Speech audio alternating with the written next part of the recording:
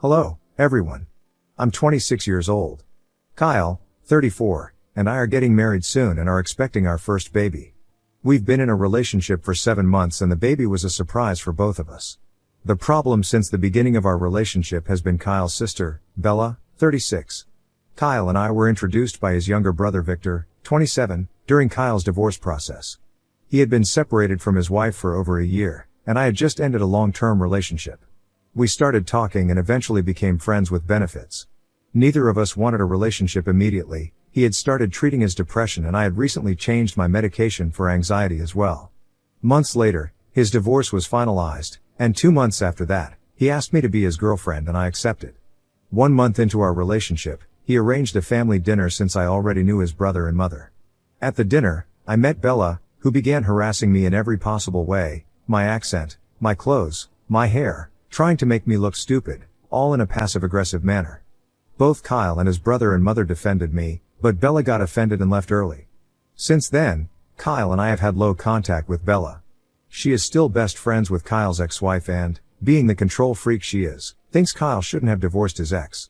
To me, this was super bizarre. For months, she said I was Kyle's AP and the reason for his divorce. She told everyone in our social circle, and it eventually reached us, which is ridiculous. Kyle ended things with his ex due to personal issues. There was no infidelity. We didn't even know each other when he started the divorce process, and I was still with my ex. This rumor persisted for about 4 months despite our denials. She even spread the rumor to their extended family. It spread so far that it reached my grandparents. The situation became so complicated that Kyle's mother, a woman of impeccable reputation, had to refute the lies her daughter had created. After this, we decided to cut her off completely, avoiding places where she would be. Even so, she continues to lie about me, claiming I cheated on my ex, he cheated on me, that I told Kyle to cut off his ex completely, I never commented on his relationship with his ex, and that I wanted to be with Victor, his long-term girlfriend, as my best friend. She calls me promiscuous and says I'm only after Kyle's family money. We have similar financial situations, and the worst thing she said about me was that if even my mother abandoned me, no man wouldn't abandon me. My mother has schizophrenia and borderline personality disorder. My father divorced her after she stopped treatment and tried to kill me, and yes, she abandoned me after that. I am pregnant and we recently found out. I'm not yet 12 weeks along, but Kyle told his brother and best friend. His best friend told his wife, who then told Bella. Bella always hosts events, and at the last one, she made sure her friends told Kyle's ex. Kyle didn't want kids before, and now Bella and Kyle's ex are spreading rumors that I'm just a rebound and that my relationship with Kyle won't last, and when his ex finds someone new, Kyle will crawl back to her. And now I am afraid that this might be true. I can't take it anymore. I'm exhausted. Kyle and I hardly talk to his family and still, she doesn't stop. She wants me to disappear and for Kyle to leave me. All I really want is for my baby to grow up in a healthy environment. I don't want a broken home like the one I had, and this petty woman won't even let me try. I am not a home-wrecking monster, I just fell in love with someone who loves me back. So, how do I deal with this? What should I do?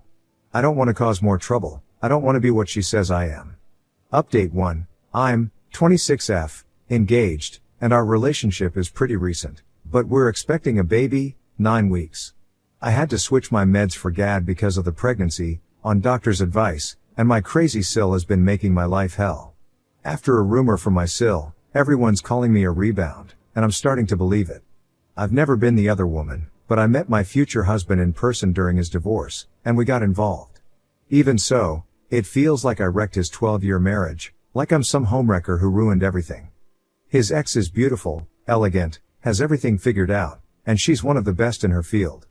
How can I not feel insecure? I don't know how I didn't feel insecure before. He has a career, he's financially stable, he's got everything sorted out, and I'm a mess. I want to be a pediatrician, but I don't know how to do that now that I'm pregnant. I don't know if I should drop out of med school, I haven't got it together. I'd never marry me. Let alone have a family. Why would anyone have a kid with me? My mom has BPD and schizophrenia, she almost killed me when I was 4, and then she ran off and never talked to me again. What if I turn out like her? I'm scared every day of getting PPD and not being able to love my baby, not being able to take care of him, afraid I might try to hurt him. Sometimes I think it'd be better to give my baby to my fiancé and maybe he could raise him with his ex. They'd be the perfect family, and I could disappear like my mom did. Then I hate myself for thinking that, but I love my fiancé, I love my baby.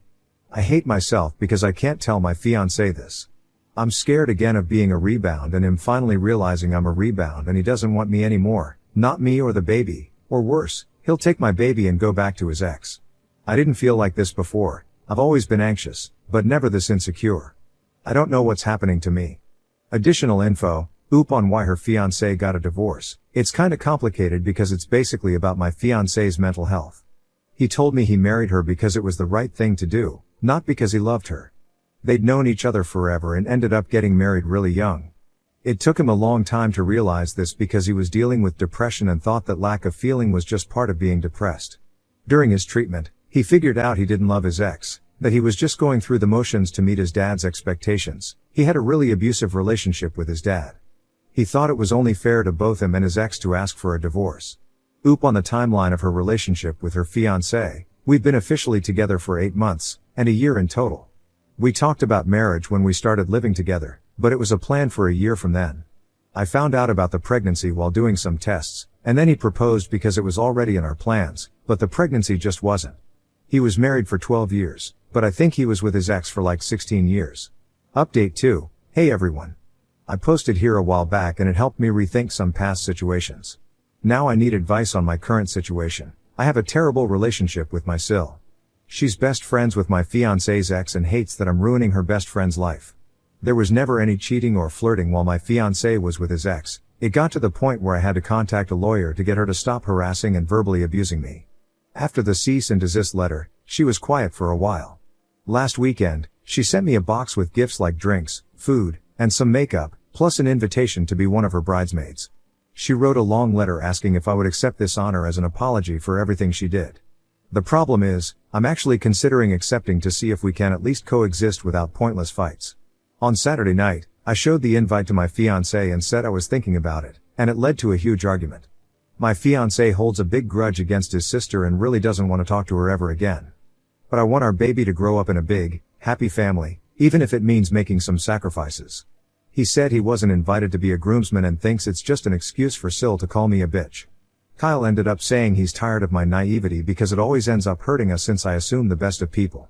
I went to my stepmom's after the fight and didn't know what to do. I came back home Sunday night after getting advice from my dad and stepmom.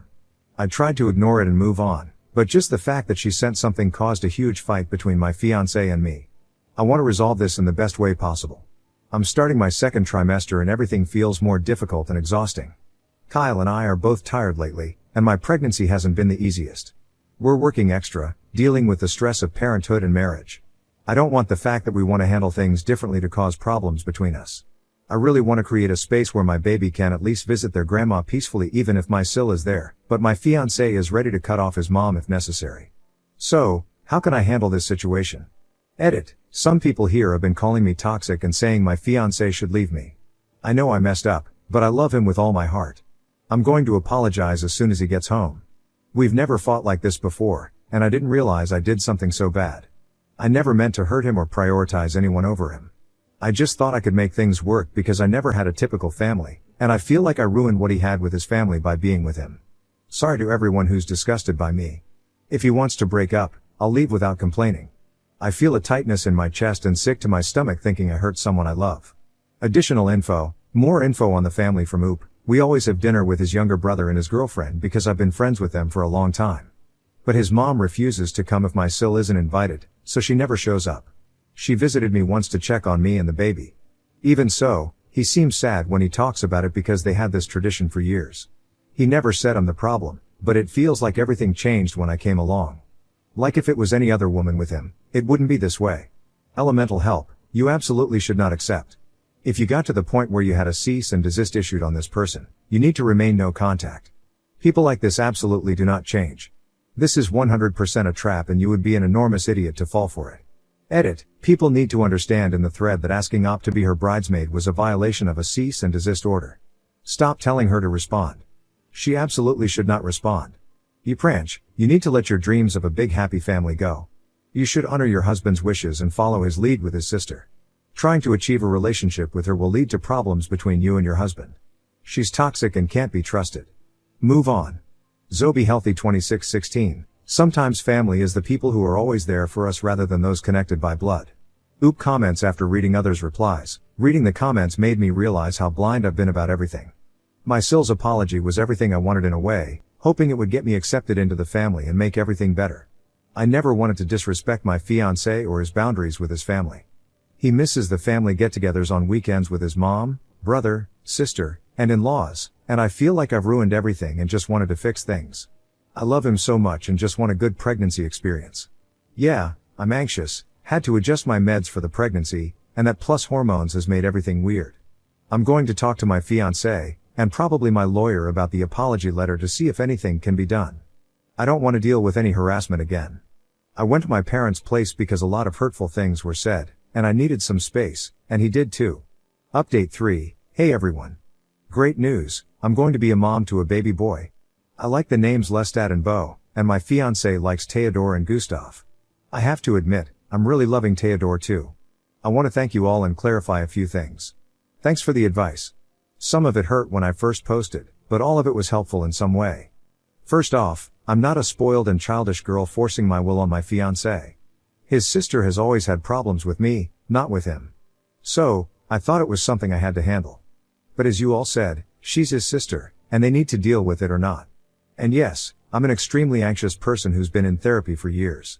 I suffered abuse from my mother. My only family growing up was my dad. When my dad finally returned to his hometown, and we could have a family beyond the two of us, I was SA'd by someone trusted by that family. I've been working on this for a long time, but many may not understand how much this has impacted my pregnancy and choices lately. It feels like the problem is me, that I don't deserve love and family, and I'm so scared my son will have a similar experience that I can't stop thinking about it. But as many of you said, my family now is me, my baby, and my husband. I also have my dad, stepmom, grandparents, little brother, Bill Victor, and friends by my side. So, the real update. The night I posted, I talked to my husband. He came home late from a shift and then went out drinking with Victor. I apologized for meddling in his relationship with his sister, for thinking I knew her better than he did, and for causing unnecessary conflict. I also apologized for putting the fantasy of a big happy family above his feelings. I was shocked by his reaction because he cried, and he's usually very stoic. He apologized for saying he was tired of me and said it wasn't true at all, but it's hard to see the person you love most putting themselves in a position that hurts them just to please someone extremely narcissistic. We apologized and spent the rest of the night talking. I asked if he needed a break from me because many of you said he should leave me, and he said that never crossed his mind, which was a huge relief. I had already imagined packing up to go to my parents' house. We decided to politely decline the invitation, but my fiancé took a day off to handle the situation with his family. I didn't go because it's too stressful, and I'm still in the early stages of pregnancy with 5 to 6 months to go. So, what came out of the family talk? My Mill was the one behind the invitation. She told my fiancé that she wouldn't attend the wedding or pay for it if the whole family wasn't there and that SIL should face the consequences of her actions. SIL could afford the wedding herself, but it would be a huge hit to her savings because it's going to be exorbitantly expensive. And having their mom not show up would be bad because SIL is a VP at her parents' company and many big contracts will be at the wedding. She needs to keep up appearances. So, SIL thought inviting me as a bridesmaid and writing a heartfelt note would soften me up. And yes, my fiancé's ex would be her maid of honor, and my fiancé wasn't asked to be a groomsman because the ex didn't want to see him with me. He would have been invited as a regular guest. So, Mill is no longer paying for the wedding, but she will attend. My fiancé, Victor and his fiancée, and I will not go to the wedding. Now I'm getting messages from unknown numbers calling me petty because SIL was going to honor me at her wedding, and I ruined her dream wedding. It's funny because it's a 36-year-old woman fighting with me because she wanted my fiancé to marry her best friend. She can't get over a divorce that's not even hers. Good luck to her fiancé. I think I've realized she'll never directly attack her brother because of their mom, so she hurts me to get to him. Some other things have come up, and we're going to try to distance ourselves more from her, especially with the baby on the way, because Bill said she has fertility issues and had a mental breakdown when she found out we were expecting.